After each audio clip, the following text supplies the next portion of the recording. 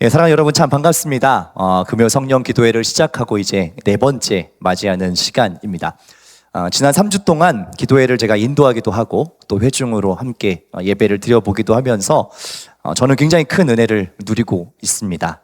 여러분들께서 아마 비슷한 생각을 다 하시리라 생각하는데요. 저는 우리 왕십리중학교의 성도님들이 이렇게 기도에 대한 사모함이 간절한 줄을 제가 미처 몰랐습니다. 죄송합니다. 제가 이렇게 뜨겁게 기도하실 수 있는 분들인지를 제가 모르고 빨리 좀 금요 기도회를 열었어야 되나 하는 생각이 들 정도로 여러분들의 그 사모함이 참 저에게도 깊이 와닿습니다. 아멘 소리도 엄청 크시잖아요. 그죠? 아멘? 예, 아멘 소리도 엄청 크시고 여러분 얼마나 이렇게 간절하게 기도하시는지 그 사모함에 저도 많이 도전받고 또 저도 더 기도의 자리를 사모하게 됩니다. 바라는 것은 오늘 이 밤에도 하나님께서 우리에게 필요한 은혜를 넘치도록 주실 줄 믿습니다. 우리는 계속해서 느헤미야서의 말씀을 살피고 있는데요. 우리 1장에서는 고국 예루살렘에 한 번도 가본 적이 없었던 느헤미야의 삶에 하나님께서 민족을 향한 애통함을 부어주시는 장면을 우리가 함께 보았습니다. 그리고 지난 시간에 2장 앞부분을 보면서 하나님 주신 그 마음을 이제 누구에게 이야기하죠? 아닥사스다 왕 앞에 이야기하는 장면을 우리가 함께 보았습니다. 놀라운 것은 아닥사스다 왕의 마음을 하나님께서 움직이세요. 그래서 그냥 고국에 다녀와라 허락만 해주는 정도가 아니고 무엇까지 허락해 줍니까? 그 성벽 재건에 필요한 모든 재료들까지 아주 살뜰하게 챙겨서 보내주는 이 놀라운 역사를 우리가 살펴볼 수 있었죠. 오늘 말씀은 실제로 고국 예루살렘에 도착한 느헤미야의 행보를 우리가 함께 살펴보게 되는데, 이 말씀을 통해서 거룩한 근심으로 드리는 기도가 무엇인가에 대해서 우리가 발견하고 또 오늘 이 밤에 우리가 그 기도를 드릴 수 있기를 간절히 소망합니다. 이 아닥사스다 왕의 허락을 받은 이 느헤미야는 이제 실제로 예루살렘을 향해서 출발하게 됩니다. 수산궁에서 예루살렘까지 거리가 한 1300에서 1400km 정도 되는 거리인데요.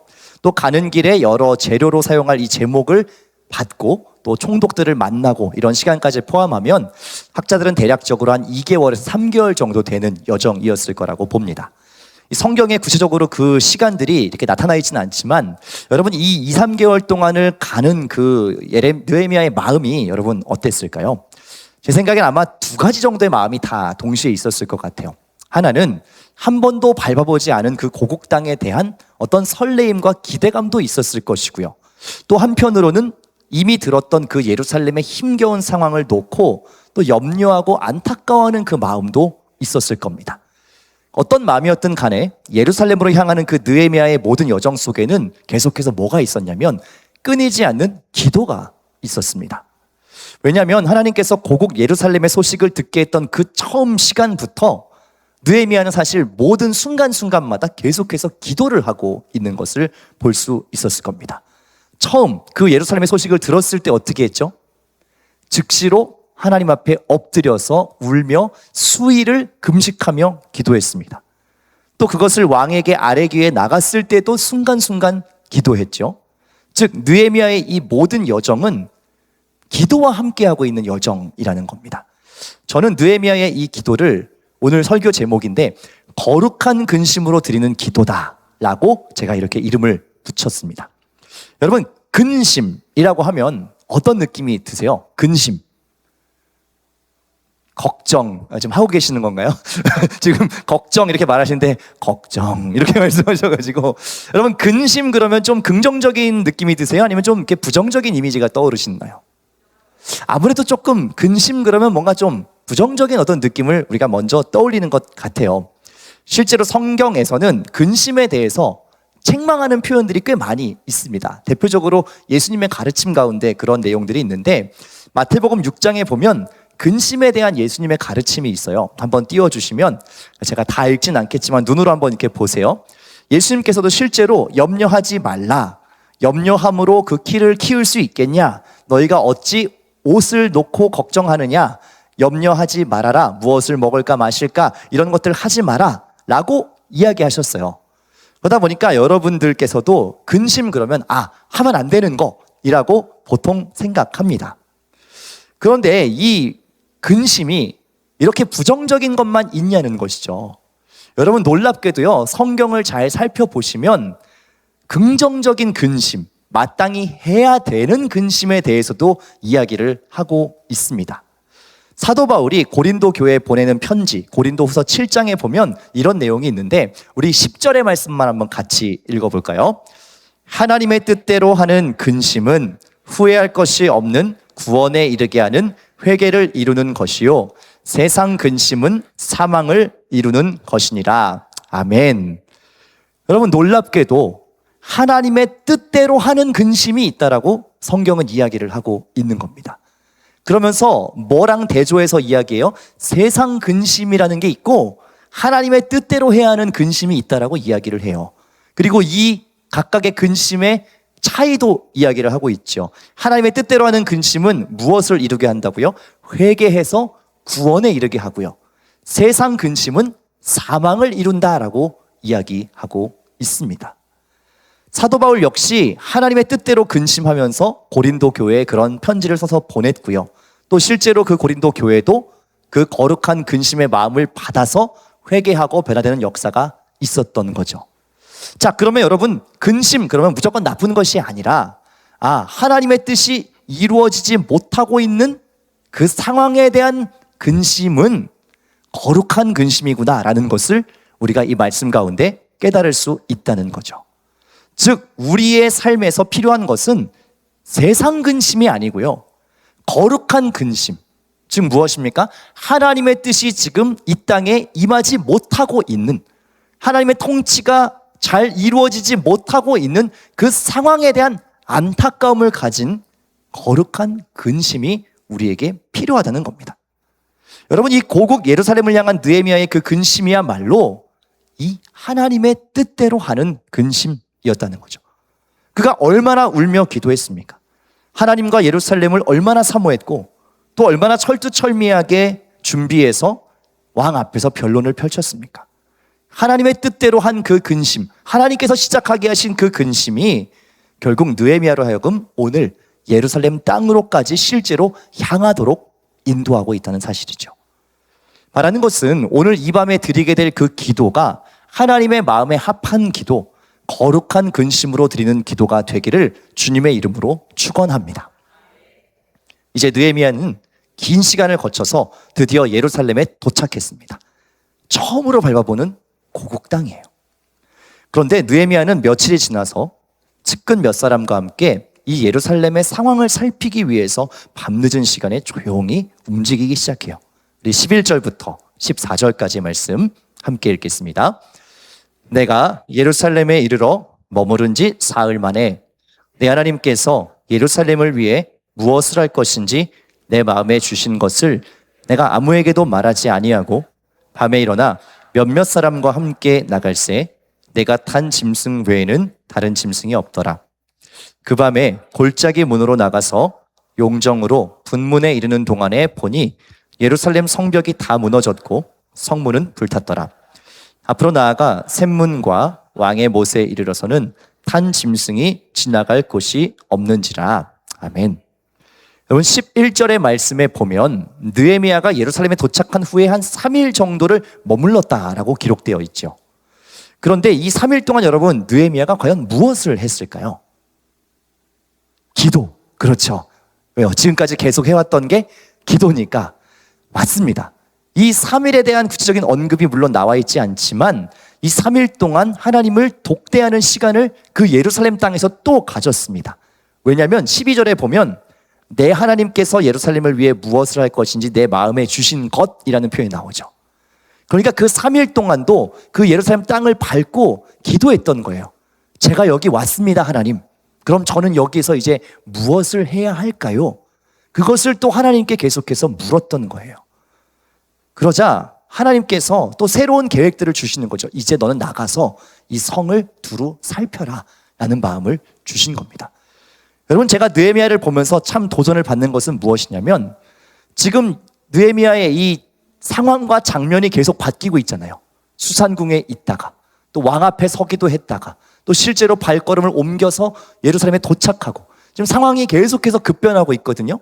그런데 그 변화하는 장면마다 순간마다 느헤미야는 뭘 하고 있는 거예요? 계속 하나님과 기도하고 있는 거예요. 그 상황에 대해서 계속 하나님께 이야기하고 하나님 제가 이 상황에서 무엇을 해야 하지요? 라고 계속해서 묻고 있었다는 거죠.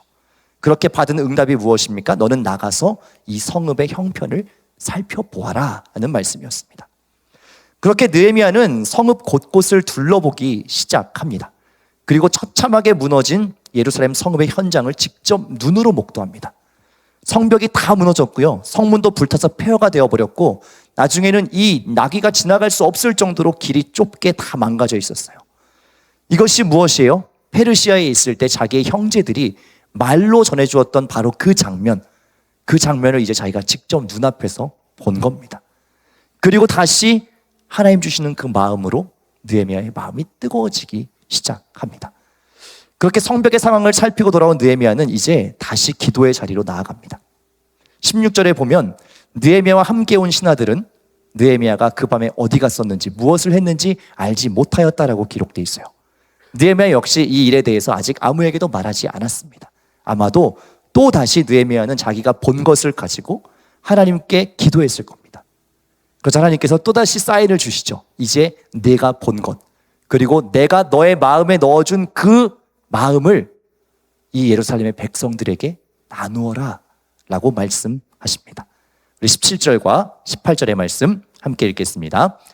후에 그들에게 이르기를 우리가 당한 곤경은 너희도 보고 있는 바라. 예루살렘이 황폐하고 성문이 불탔으니 자 예루살렘 성을 건축하여 다시 수치를 당하지 말자 하고 또 그들에게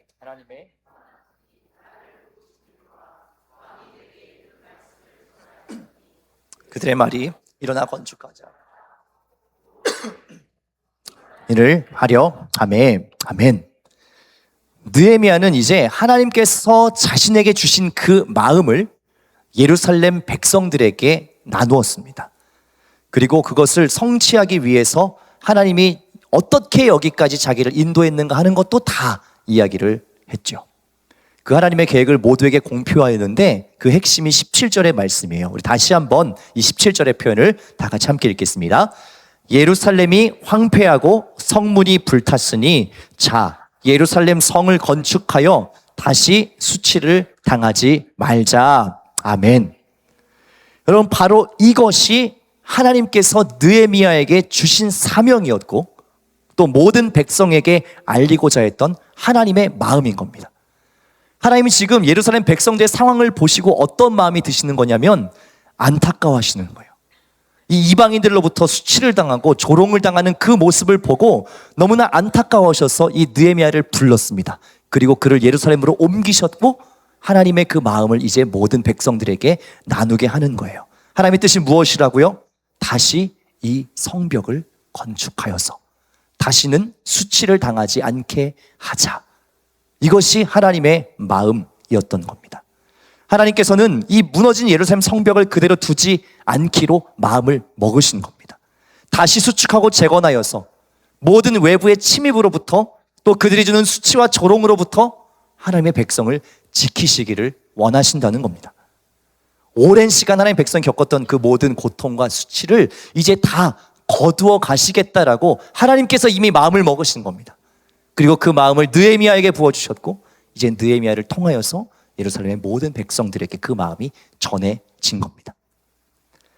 사랑하는 여러분, 하나님께서는요 우리의 곤고한 인생과 또 우리의 교회에도 이러한 회복의 계획을 가지고 계십니다.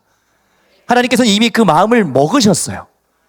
그리고 어떻게 하세요? 하나님의 사람들을 부르셔서 그 마음을 넣어주시는 겁니다. 그리고 그 마음을 받은 사람들이 또 그것을 전하는 것이죠. 그리고 모든 공동체가 그것을 알게 되는 거예요. 무너져 있던 우리의 삶의 자리, 잃어버렸던 우리의 모든 가족들의 삶의 자리, 또 우리의 교회 공동체를 하나님께서 새롭게 하시기로 마음을 먹으셨다는 겁니다. 여러분 믿으십니까? 하나님께서 그 모든 것들을 다시 일으키시겠다, 회복시키겠다, 이 성벽을 다시 쌓아야겠다라고 하나님이 먼저 마음을 먹으셨다는 겁니다. 그리고 사람을 찾으시고 그것을 함께 나누시기 시작한다는 거죠. 그런데 여러분 이 모든 일이 어떻게 이루어집니까? 무엇을 통해서요? 누구를 통해서 이루어집니까? 하나님의 마음을 가진 그 한 사람. 그 한 사람이 거룩한 근심으로 기도할 때 이 하나님의 계획이 성취되기 시작한다는 겁니다. 저는 오늘 이 자리에 계시는 여러분들이 바로 그 무너진 성벽을 다시 수축할 거룩한 기도자라고 믿습니다. 여러분, 그냥 시간이 되어서 이곳에 있는 것이 아닙니다. 여러분, 그냥 내가 좀 여유가 있어서 오늘 좀 기도할까, 그냥 그런 마음으로 나오신 게 아니고 여러분은 훨씬 중대한 사명을 가지고 여기 계신 거예요. 뭐예요? 하나님께서 주신 그 마음, 하나님이 이루고자 하는 그 계획에 기도로 동참하시는 분들이라고요. 거룩한 근심을 가지고 하나님 나라가 임하지 못하는 그 모든 자리들을 보면서 애통하며 기도할 때 하나님께서 여러분들을 통하여서, 여러분들의 기도를 통하여서 그 역사를 이루어 가신다는 사실입니다. 여러분, 느헤미야의 이 선포를 들은 백성들이 어떤 반응을 보였냐면 18절에 일어나 건축하자라고 이야기합니다. 얼마나 감격스러운 장면이에요. 그동안은 이런 생각 자체를 하지 못했습니다. 왜요? 늘 괴롭힘 당하고 있었고 이방에 핍박을 받고 있었고 수치를 당하고 있어서 이 마음이 다 꺾여 있었던 거예요. 그런 생각조차 하지 못했어요.